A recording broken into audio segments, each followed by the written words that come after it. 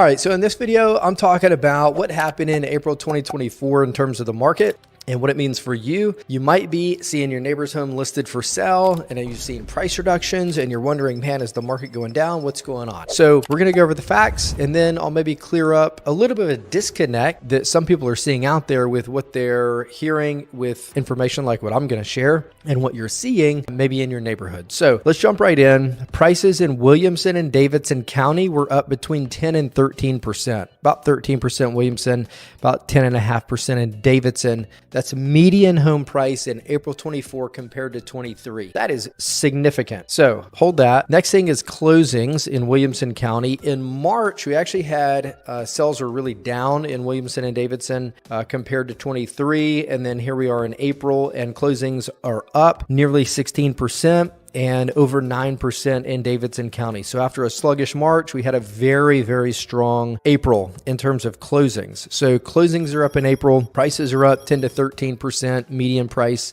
year over year. So that information is really strong. Days on the market for both counties is actually under 10 days.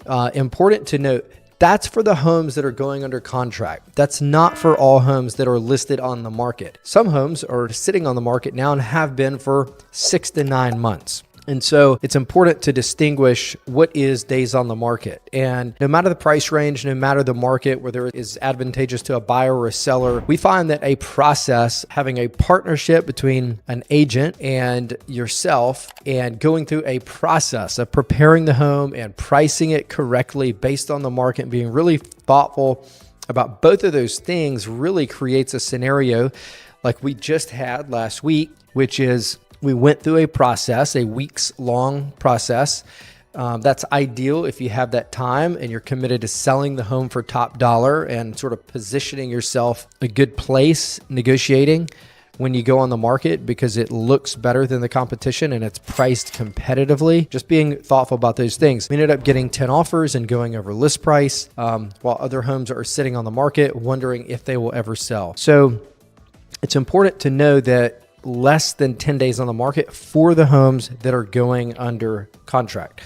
So you might be seeing your neighbor's house that's listed at, 1.5 million. It doesn't sell. They have a $50,000 price reduction. Month goes by, $50,000 price reduction. And if that's what you're looking at, it'd be easy to think, man, the market's going down, or I'm not really sure what's going on in the market, or, whatever. And so we are seeing a lot of price reductions, and the mistake could be that some of those homeowners might be thinking, hey, we're in a similar market as we were in 2021, and therefore we can price the same and sort of expect the same thing to happen where prices are growing up 20 to 30% a year, and we're getting $25,000 to $100,000 over list price. That's not the market we're in, and so if the mistake is made of pricing too high, again, no matter the market. I mean, this was happening some even in 2021, but here we are 2024. The market is not near as active, and so it becomes more important to price it right where it needs to be. And when it's not, it's overpriced to begin with, and the market isn't active enough to respond to that, and so you're going to have to reduce the price. So that can be a little bit of a disconnect where the market is up 10%, 10 to 13%, Davidson Williamson over the previous year, but you're still seeing price reductions. So hopefully that makes sense to you. Mortgage rates as of May 1st were 7.41. That is as high as they have been in quite a while, several years. However, May 3rd, the jobs growth report came out, and they were expecting well over 200,000 new jobs, and only 175 were created. And so rates took a dip. The Fed wants to see a slower job growth. They want, it's one input that they're looking at to make a decision on whether or not to lower Fed rates. Everybody, at least short term, wants to see the Fed rate lowered. Not to go into how Fed does that and the benefit of doing that sooner or later, but just short term, everybody would love to see rates come down. That's one input that goes into that. The jobs came in low. Rates did dip down a little bit. They're still over 7, but they're below 7.41, which is what they were on May 1.